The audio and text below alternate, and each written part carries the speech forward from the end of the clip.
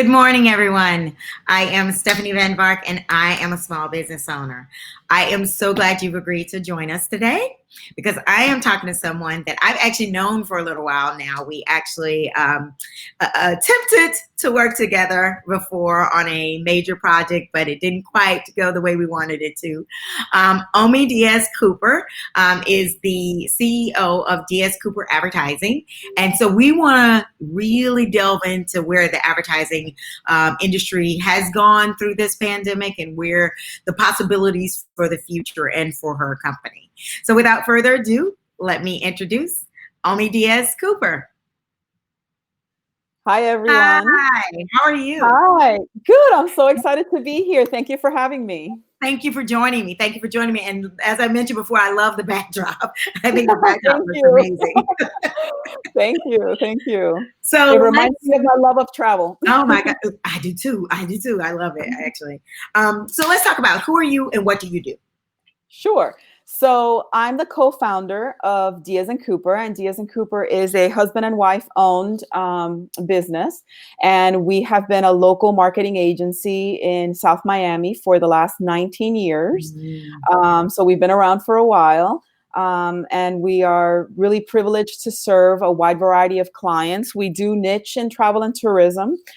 So we have some local clients in the Keys, in Tampa, and we've worked in the past with some major cruise lines, airlines. So we're really steeped in that. But we also have, luckily, we also have a strong e-commerce part of our business. Okay. So a lot of the tactics are similar in that we work to make our clients' websites work like salespeople for them. Okay.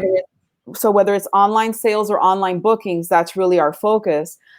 So we were lucky that that practice is still really strong, and in fact getting stronger because more and more people are buying online. Very cool. Actually, I wasn't even aware you were into that area. Yeah. So let's unpack both a little bit. Let's start with the travel and tourism part of it. Obviously, that has been a challenging market industry, and there's a lot of conversation about its comeback. Talk to us a little bit about how you had to, were there some challenges that came with having clients in that industry, and do you see some light at the end of the rainbow?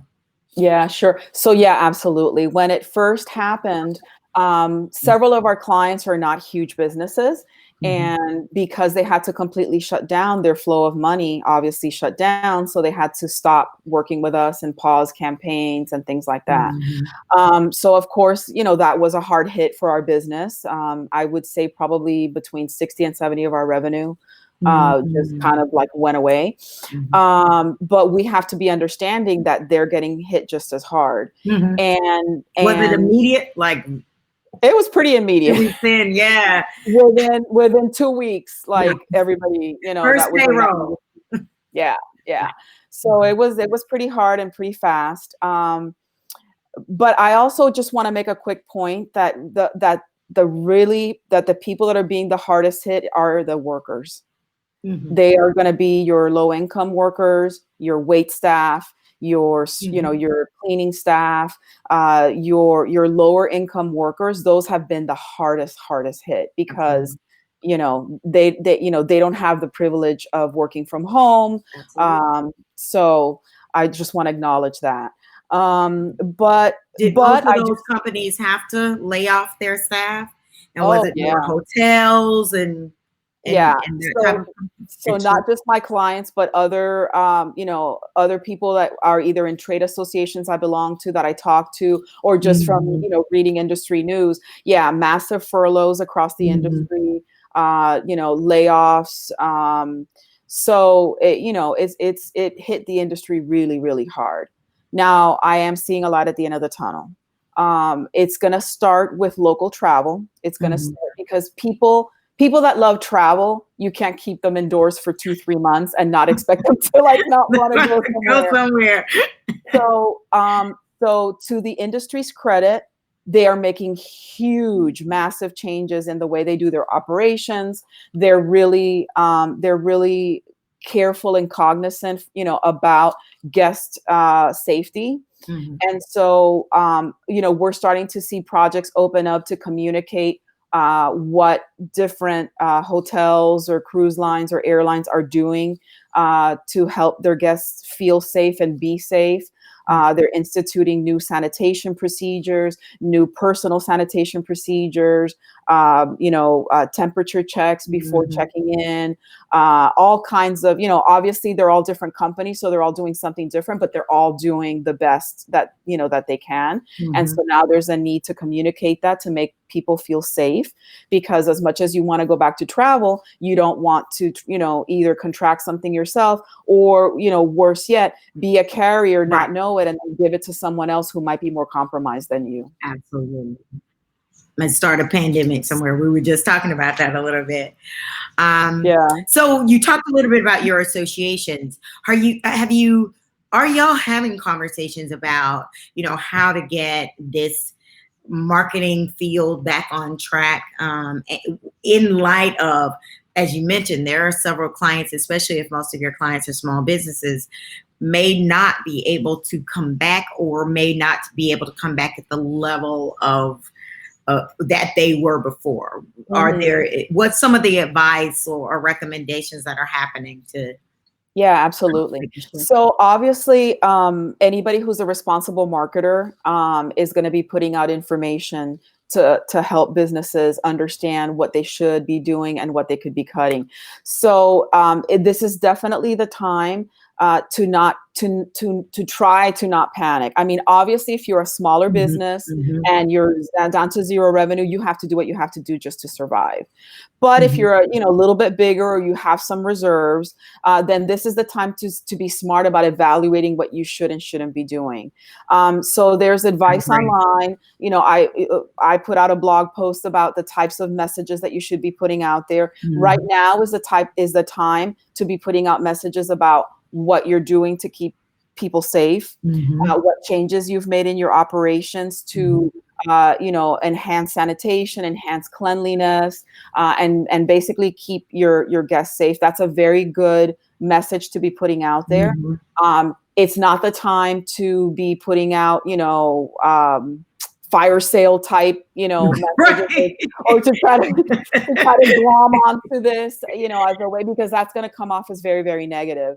Um, I saw a couple of people do that too. yeah, Saying yeah, it it was was unfortunate. like, There was one that got really criticized online was some skincare line from Europe or somewhere in Asia that used a woman in a mask, as part of their message to try to sell their product, which wasn't even like a wow. sanitation product. So they got a lot of flack for that. So you want to avoid anything that seems to either trivialize or politicize Mhm. or diminish what's going on and the fears people have, and Mhm. instead put yourself in the shoes of the people. Right. And you want to be comforted, you want to know that the brands that you trust are doing something to keep you safe. And so that's the type of message that you should be putting out.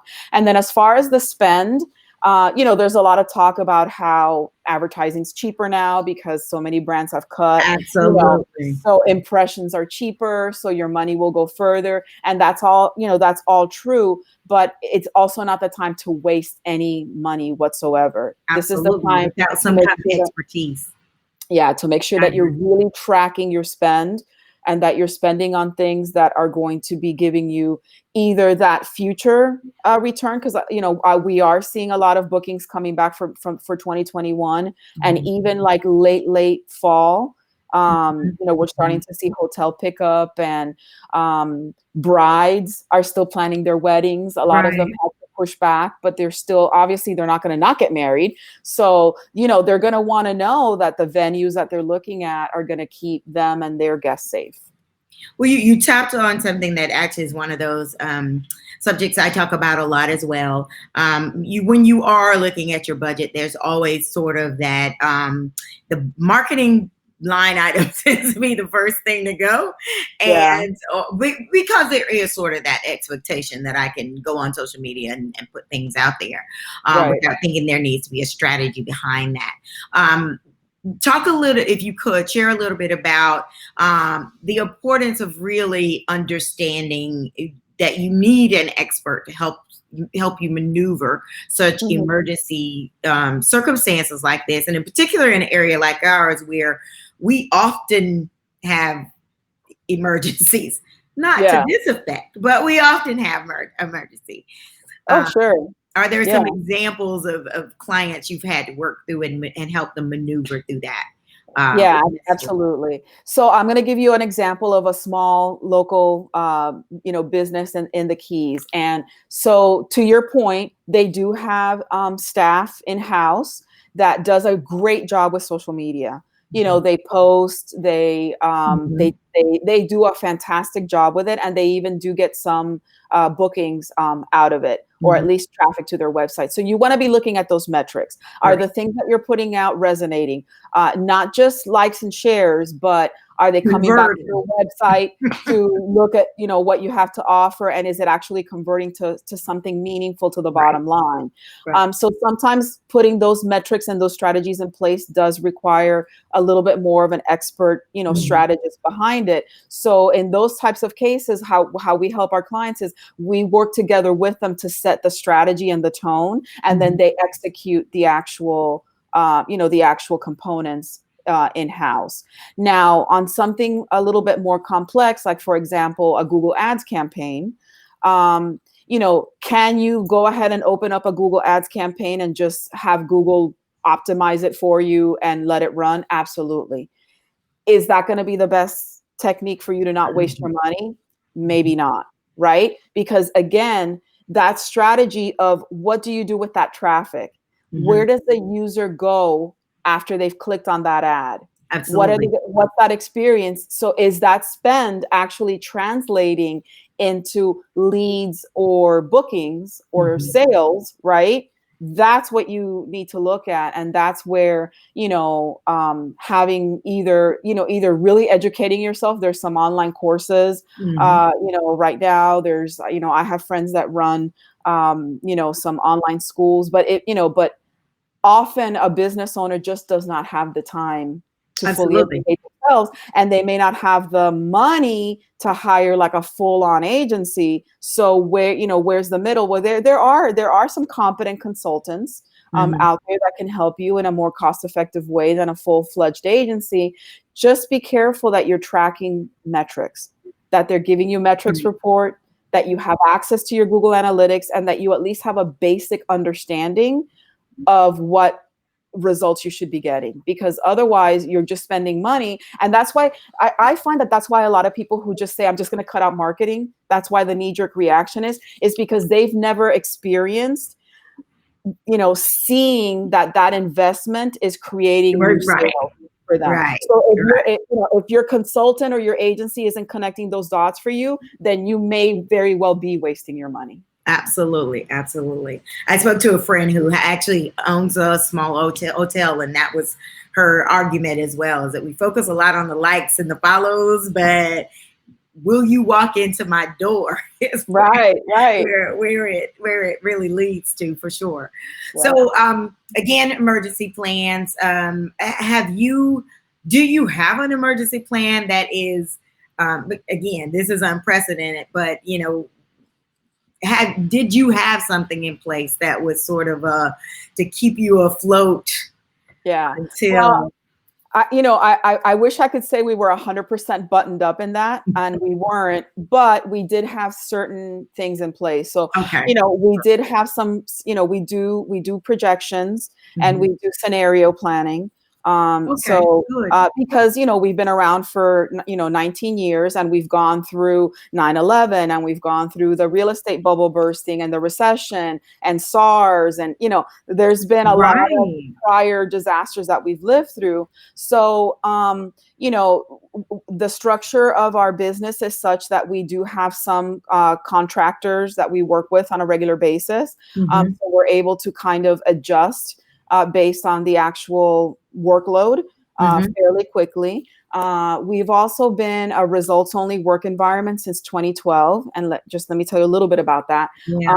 So since 2012, we have focused on having specific KPI performance standards for not just our campaigns, but also our employees. And what that allows us to do is we've been a hybrid environment since 2012. So we allow a flexible work environment. Folks can work from home, and often people are working from home 2-3 times a week. And some of our extended team is not even in the same state. So we're able to, number one, we're able to pull talent from wherever they are. I'm not restricted on having to find talent in just a certain geographic area. But also, when this hit and we all had to work from home, luckily we had the processes in place, all of the online tools. So we were very prepared for that, and we were blessed that was an easy transition for us. And I have a great team. I have a team that understood that we're all in this together. I have a team that when we had to make some hard decisions, and we did have to cut back on salaries, and it started from the top. We cut, my husband and I, the founders of the company, we are salaried employees, and we took the same cut, that everybody else did, because I feel very strongly that you lead by example, and that your team will only believe in you if you're in the trenches, as well. So they've been amazing. They've really stepped up. They're putting their extra energy into learning new skills and working even harder for the clients that stayed on. And believe it or not, we have been closing deals. So we've taken on two new clients, and we're in active talks with 3 or 4 other ones. So did you pursue them, or did they come to you kind of during this time, understanding they would need? Okay, good. Very cool. A couple were referred and pursued us, and a couple, we had kind of already been, having them in the pipeline. So luckily, and we did get an EIDL disaster loan. Okay, good. Perfect. Although we haven't in the earlier phase or later on when they were doing it? Listen, we applied for that like literally like a weekend, like that same week that everybody was saying, okay, we got to pause. I was on, we were on online applying for things, because we just, knew that we wanted to try to keep our team together, and we wanted to try to, save as many jobs as we possibly could. Did you try for PPP also? I did, and we haven't been able to get that, mostly because I didn't have a relationship with a local bank that had that at the time, and the bigger banks just kind of like, But again, this is providing a cushion for us, but it's also providing an opportunity for us to make our business better. Yeah, so absolutely, I agree. Yeah. So what can we do to be even more efficient? What can we do to be even more effective? How can we improve our scenario forecast so that we are, even better prepared? What can we do to show the value of what we do to our clients, so that they see that that their investment is panning out, and it's not just, I see a lot of marketing agencies that their case study is, well, we won an award. Well, that's wonderful. That's great. But that doesn't show. But what did that do for your client's bottom line, right? How does that help me? Yeah. So, we're working even harder on those aspects, because we understand that, everyone's, being affected. So we have to be even better at showing, at helping our clients through, like I spent the first week on the phone nonstop, just, trying to talk certain people off the ledge, just saying, hey, look, this is what we're doing. Yeah. And we're here for you. And, how can we negotiate? There were certain contracts that we helped negotiate, discounts on. We're a HubSpot marketing agency. And HubSpot has been amazing in working with clients and helping them in various ways. And so, that was something else that we helped with, so that it's like, you're going to need some of these tools when you come back. So let's figure out how we ride this out as best as we can. So what happened in 2012? You talked about how you sort of made the shift, because it seems like you didn't have to make a huge transition during the pandemic, because you were sort of ahead of the curve. Right. What happened in 2012? That was the I know I talked to a couple of clients who said the 2018 boom, or lack of boom Well, started a lot of that. yeah. So what was your 2012? I will remember this moment and I'm never going to go through this again. Yeah. So right the year before that, we had been working with some really major clients. Mhm. We had worked with Royal Caribbean. Subsequently, we worked with Sony, Latin America, TransUnion. So we were starting to work with like really huge brands. And we noticed, I had a fantastic project manager at the time, and we noticed that it was harder and harder to find really, really top talent in our area at that time. Mhm. And he said, look, we've been going digital now for a few years. We've been doing more and more digital work, more web build work. A lot of the big companies that do this have what they called at the time distributed workforces, which meant they had, people that worked not in a specific, location. Mhm. So they could pull their talent from anywhere. They could find the best PHP developer or the best Right. person for JavaScript or whatever the case might be, whether it was on a contract or a full-time basis. They didn't necessarily have to be in a physical building. Mhm. And we talked about it amongst ourselves. And, we said, look, what are we paying people for? Are we paying people to produce a specific result, or are we paying them to sit in a seat for a specific amount of time? Right? So we decided we're paying people for a result. And we actually read this book called Why Work Sucks and How to Fix It. And we decided Putting that on my calendar. On yeah, my list. and we decided to embrace the results only work environment method. And we actually contracted with Roe, with Jody Thompson and her team to train us. And we went through a training, and it was top down. It revolutionized our job profiles. It Mhm. revolutionized the KPIs that we measure our employees by. It Mhm. revolutionized the culture of our company. Oh, We even had to rewrite our employee handbook, because what does it mean now that you have, in essence, unlimited paid time off? right. Absolutely. Because Absolutely. yeah, because Absolutely. I don't, a team member doesn't have to feel like they have to go beg a supervisor if they have to take their child to the doctor, Mhm. or if they have an emergency and they need to step out, because they know that as long as they fulfill the things that their clients are expecting them to fulfill, they can do it wherever and whenever they can, as long as they're meeting those deadlines and those expectations, right? So Right. it was a great thing.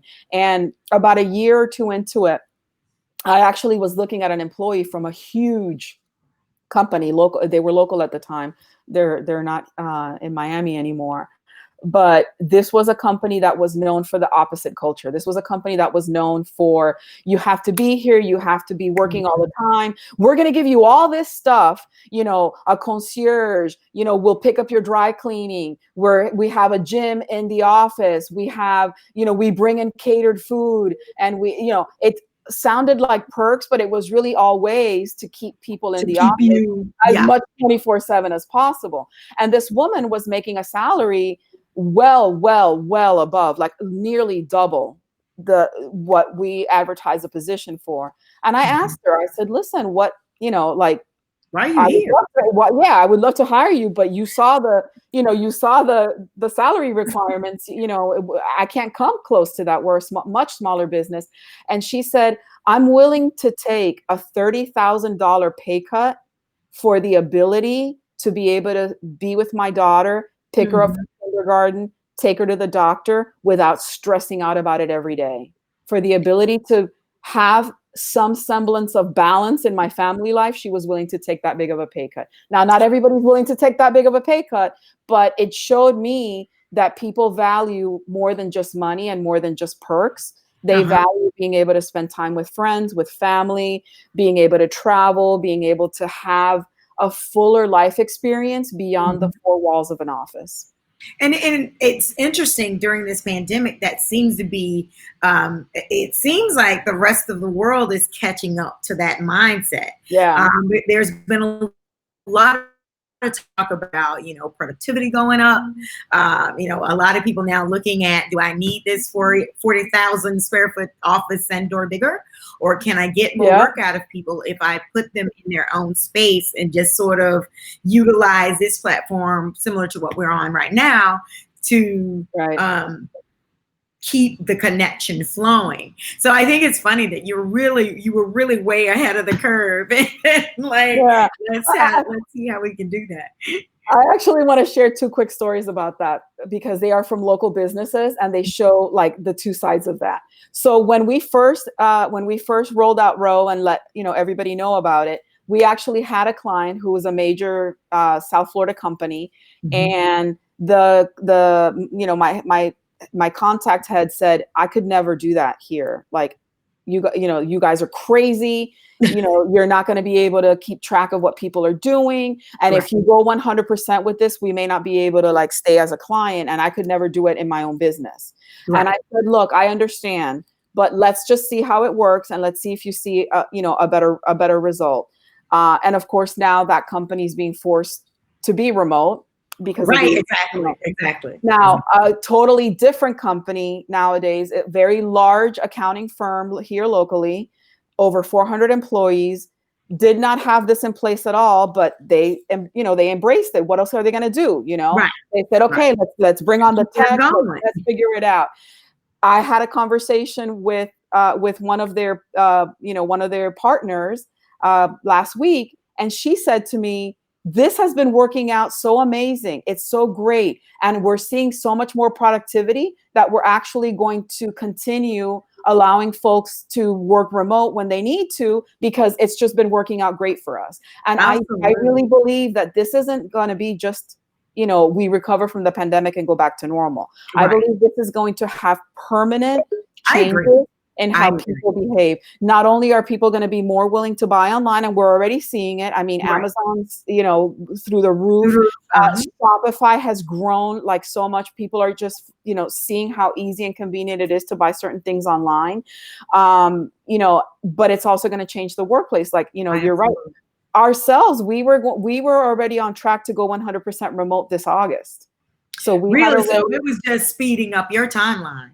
Yep. Absolutely. It was just speeding up your timeline. Yeah. So, I mean, and it's funny too, because I always say things come out of sort of creative industries, and you are a creative industry that can really change the way we operate and function in a country. So it's very fun. It's fun to see that there's going to be this transition and this shift.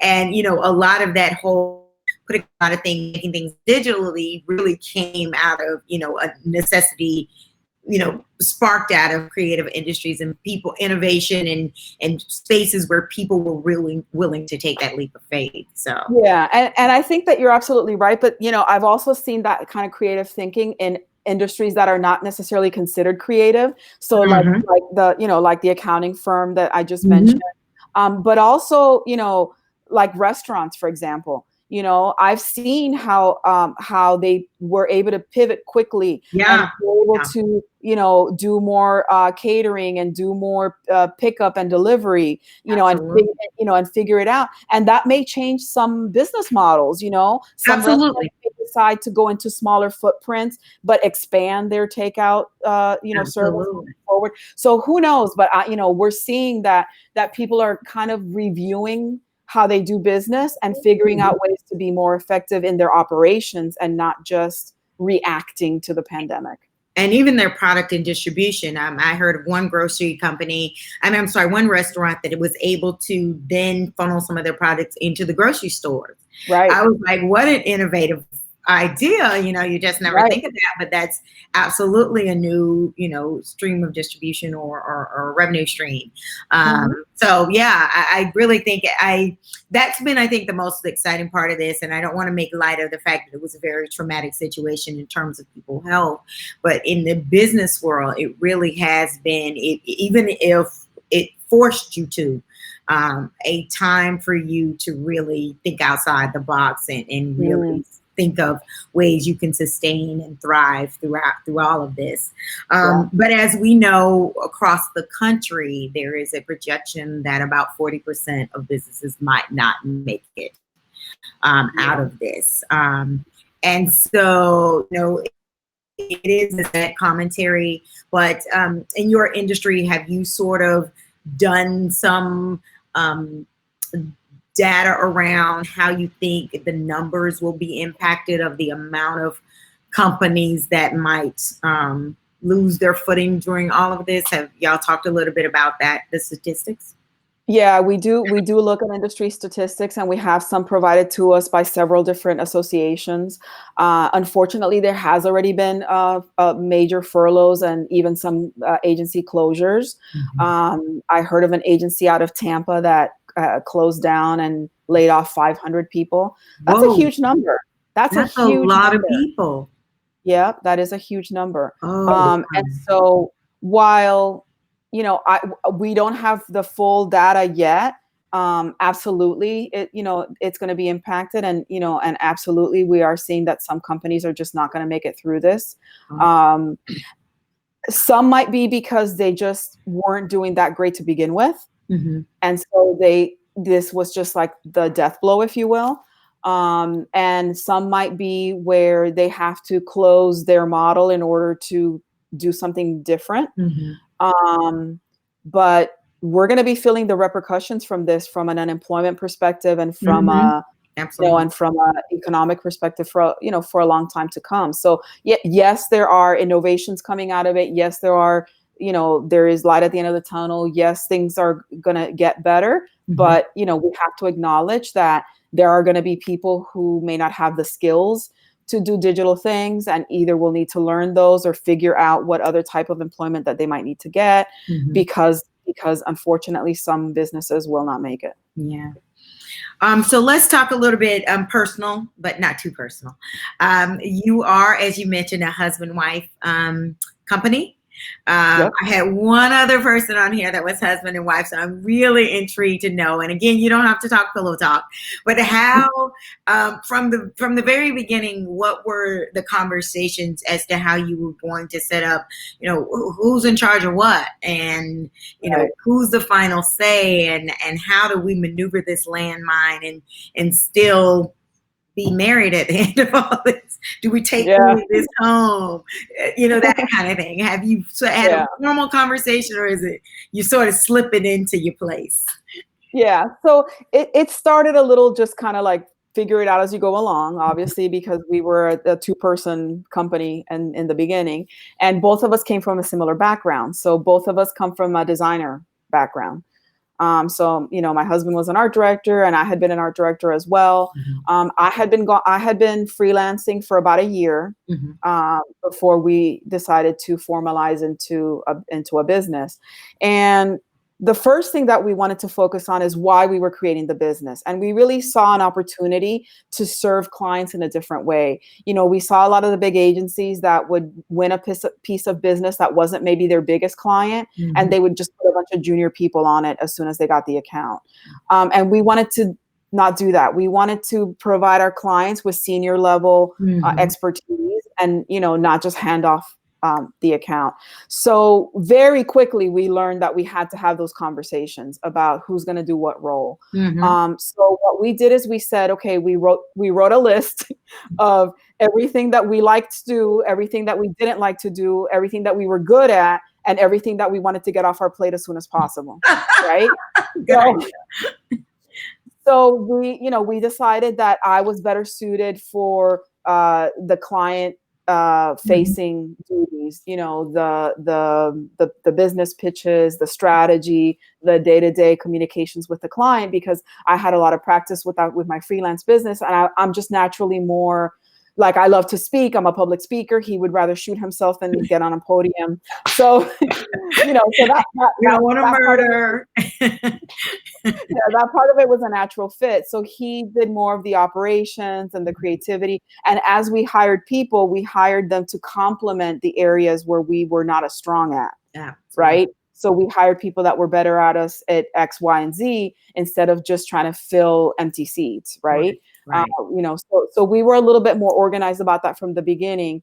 And then the second thing that we really made a conscious effort to do was to not bring it home, Okay. right? So even though we started as a home business, we literally had a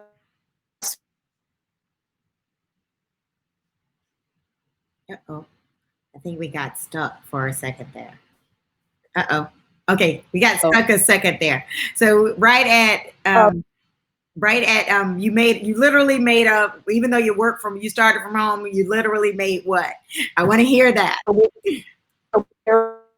room that Hello? we closed the door every day. Okay. Okay, I'm sorry. Yeah. Go ahead. No, it's okay. And we would just say, okay, at the end of the day, we're not business. We're to dinner, or after we had kids, we're going to be with the kids and we're going to have, family time. So we weren't like 24/7 just in the business. Good. And that's really important. Good. Have you had to change that dynamic over the years, or that just is the formula that works? Yeah, that's a formula that works. He does what he's best at. I do what I'm best at. We continue to hire people to support, like the Howard Hughes, hire people smarter than you. Right. Way of thinking, hire people smarter than you at the things that you need, that you need support, that your business and your clients need. And then leave it in the office, whether the office is at home or not, create that space where you say, okay, this is family time, this is couple time, this is friends time, and really be able to separate that so that you maintain that balance and that sanity in your life. Because everybody always asks us, like, how do you stay married? And it's like, because we respect what each other is good at, and we try not to step on each other's toes. He doesn't really come in and tell me this is how you should talk to this client. And I don't go in and say to him, look, this is how you should, deal with operations. So, we have to trust each other. Right. Absolutely. So are you ever afraid as an entrepreneur? Are there ever moments where I forget who said it, and I wish I could remember, but I embrace this, that courage isn't the lack of fear. Courage is, having the fear, but acting, anyway. Anyway. So yeah, absolutely. I mean, we've been on the brink a couple times, I don't think any business owner, most business owners haven't been in business this long without experiencing either some sort of a failure or some sort of situation that, that they had to react to. So yeah. And of course, as a business owner with employees, it's amplified, because the fear isn't just for yourself and your family that you have to feed. It's also for the employees that are relying on you to help keep them employed so they can feed their families or whatever the case might be. So, yeah, absolutely. But you have to get past it. You have to use it to learn what could go wrong and try to avoid it, or pick yourself up after something, goes wrong. Look, we all make mistakes.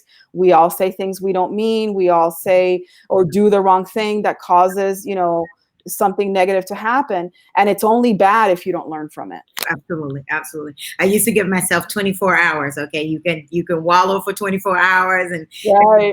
It 12. And then it got to a point where I don't even have time for all that. So, sorry, keep it moving kind of thing. So what's next for you? It seems like you'll be fine out of all of this. What's the future look like for you in terms of really building DiazCooper advertising to where your vision is of where it can go? Yeah. So like we talked about, we really want to continue on this path of expanding into the digital arena, continuing with that. Continuing to win those wonderful case studies that that we're known for. But we're also looking at ways to collaborate with other businesses. So for example, the collaboration that we wanted to have with the company, right? Exactly. So I want to work with local businesses that are complementary to what we do. I have a wonderful affiliates, for example, for public relations. We don't do public relations. Right. So we have affiliates for that.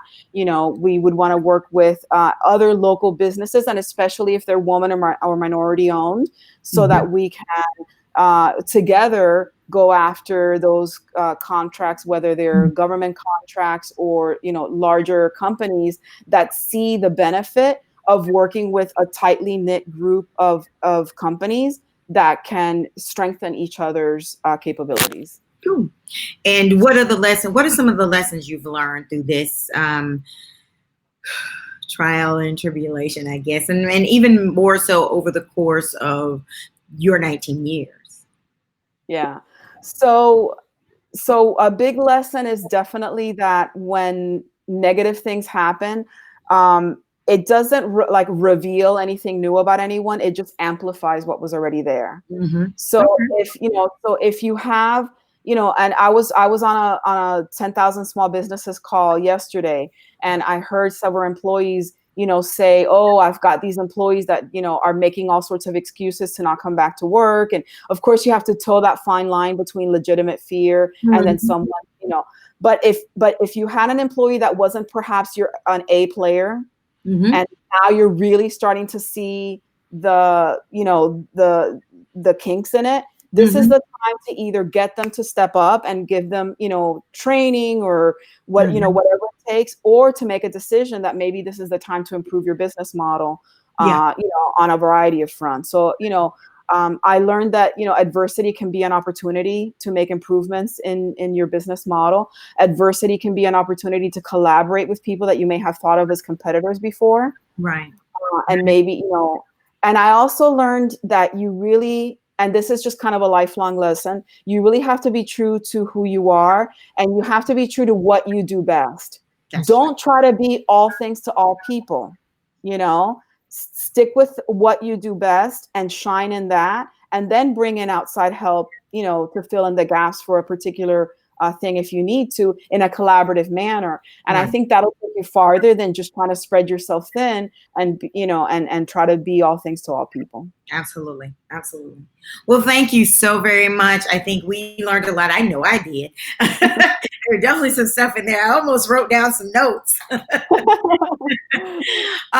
Before we go, we do want to find out, how do we find you?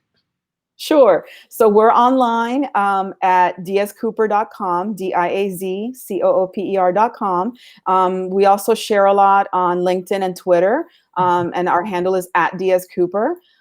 So we like to share content, helpful content, marketing tips and things like that on our blog. So we're here to help. Okay, cool.